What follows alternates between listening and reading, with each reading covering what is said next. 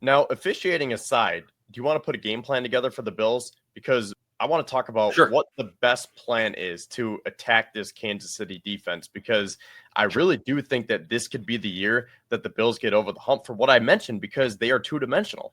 They can beat you on the ground or in the air. So starting right off the top, you're Joe Brady. How do you come out the first quarter? He's done it in 2 straight playoff games, Kevin. I don't think he's going to switch it up now. He's running the football. He ran it against Denver and Baltimore, which Aaron said KC's really good against the run. So was Denver and Baltimore. And he's ran 300 and what is it? The totals now 360 combined between the two playoff games. He's just going to run the football. He's not going to let not that Josh Allen would ever lose you the game, but he's going to eliminate mistakes. He's going to keep Mahomes on this because he was keeping Bo Nix on the side. If he's going to keep Bo Nix on the sideline, he's sure as heck going to keep Patrick Mahomes and Lamar Jackson on the sideline and win time of possession, something he was able to do in both games. And to Aaron's point, why I wanted to have him on the show this week is because he said the Bills were the better team in that game, and the Bills were one of the best teams in the playoffs this season and last week. The Ravens did not give the game away. Yes, they could have caught the 2-point conversion. Absolutely. But as everybody's mentioned, it was not a win or go home play. It was a give the ball to Josh with multiple timeouts just to get into field goal range, where Tyler Bass has already been 10 for 10 in the playoffs. So, and the win wasn't bad, especially kicking that way. He was looking pretty good. So ultimately, I don't want to hear about the Ravens getting lucky, or excuse me, the Bills getting lucky in the Ravens game. But this game, Kevin, they're running the ball. They've run it down the stretch. They've run it in the playoffs. They're going to run the ball. And if Josh needs to have a Josh moment at some point when they're tied or down, he will. It may skew a little bit more passing at times. It's going to be quick passing. I think it's going to be a bigger game for Shakir, who already had a good game. But they have Marlon Humphrey in the slot. It's plus Bills all over the field in the slot and against the tight end, as Aaron told us. All day, the Bills are running the ball. They need to run it effectively, though, man. If they're ineffective in it, that's going to be an issue. But then we may get Josh moments. So we'll see how it all plays out, because they weren't able to run the ball. Maybe part of this game plan finally is a big Josh run game, just like we saw before the ending stretch where we needed to keep him healthy. Yeah, I think that's right. I think you want to establish a line of scrimmage, because that has been what's gotten the Bills to this point, because that is what McDermott has been talking about in terms of complementary football. You have to win up front on both sides of the ball, and that is what the Bills have been able to do. So to your point, why would Joe Brady want to stray away from that? So I think that they're going to run with James Cook. They're going to give it to Ray Davis in spot situations. They're going to use Ty Johnson effectively. And I believe Aaron said that Shakir could be a big weapon over the middle. So I'm going to extend that and say that maybe a Ty Johnson will route or some screen passes.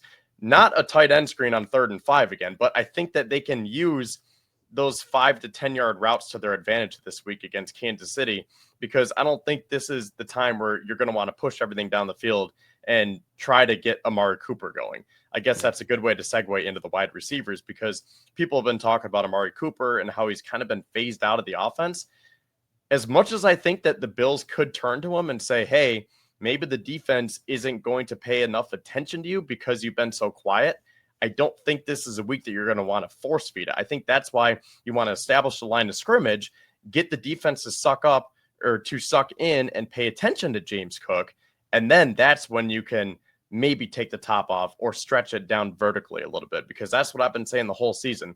If you can use a horizontal part of the field, that'll lead to more gains vertically. I agree. I think that look, like the Bills are coming. Don't forget, like everyone thinks the Bills won, and we always knew about, Pacheco didn't play. Pacheco's not the same. He's got multiple injuries. He doesn't look the same explosive. This may need the offseason to look normal again. I like Watson a lot as a corner. He was inactive. Charles Omenihu was out as well. So we know the Chiefs were missing, but what you don't remember, because the Bills won by 9, we forget that Spencer Brown, one of the Bills' best offensive players. Sorry, I'm going to call him that. He's one of the Bills' best offensive players, especially this year and maybe in the future. The Bills got him on a discount right now with the Brandon Bean deal. Bills got a discount on him. He was getting $7 or $8 million more if he hit free agency than he did.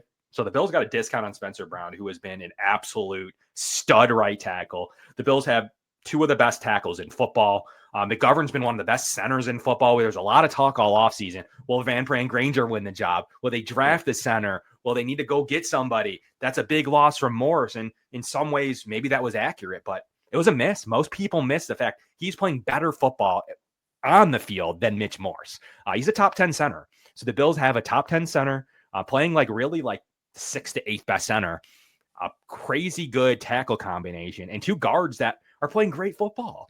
Ultimately, the Bills need to establish the line of scrimmage against the Chiefs. They have plus matchups. They were missing Keon Coleman. We mentioned it. They were missing Dalton Kincaid.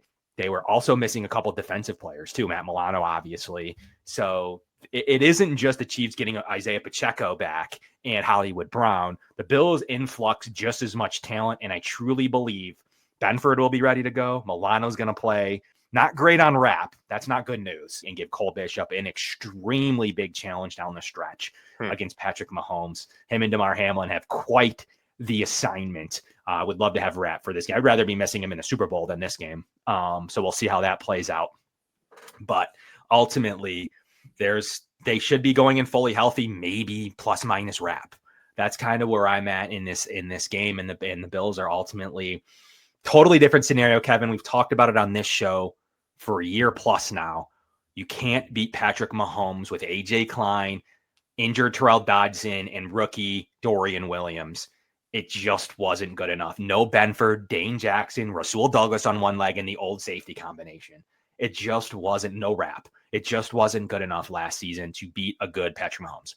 And not to mention, Gabe Davis was a wide receiver too last year. He was out, and Trent Sherfield was your wide receiver too. Trent Sherfield, Deontay Hardy.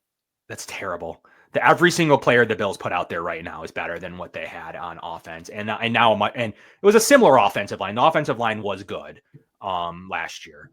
Spencer Brown. Yep. Spencer Brown was out. Yep. Absolutely.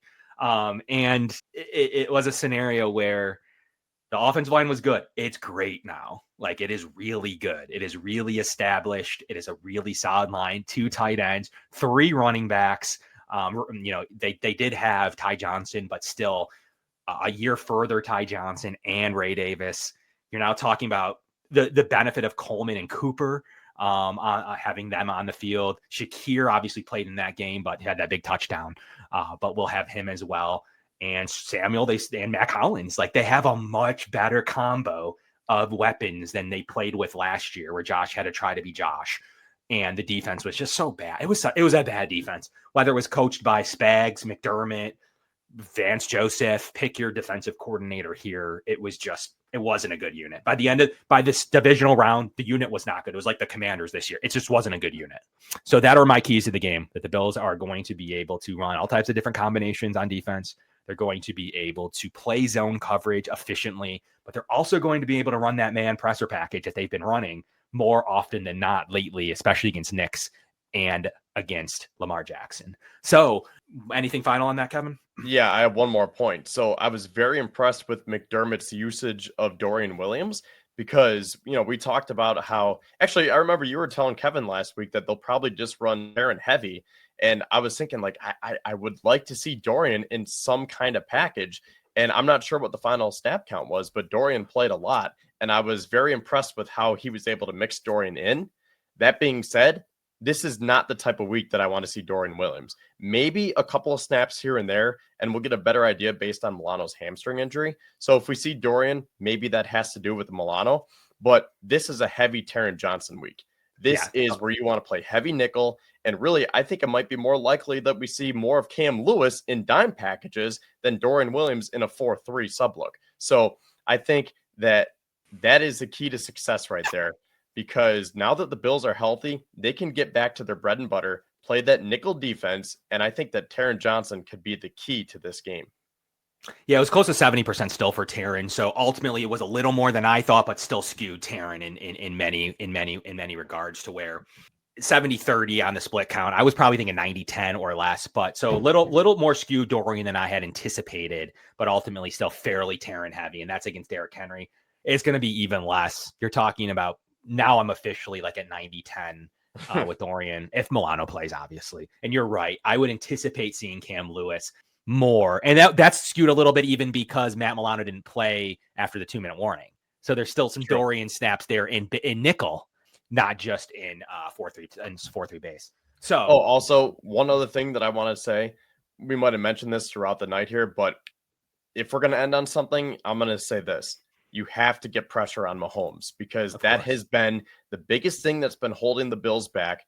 And now you could look at coaching or game management, 13 seconds. But the one thing that you can consistently go back to is that the Bills' defensive line goes to sleep, especially against Kansas City. For whatever reason, the D line does not get home on Mahomes, and he can dance around and he can do whatever he wants. So it's important that you get pressure on Mahomes, contain him, and I'm really not scared of their rushing attack here between Pacheco, No. Kareem Hunt. Do they even use a third running back, or is it basically just those two? No. They use P. Ryan on third Yeah, downs P. Ryan. occasionally. And Carson Steele's like their fake fullback.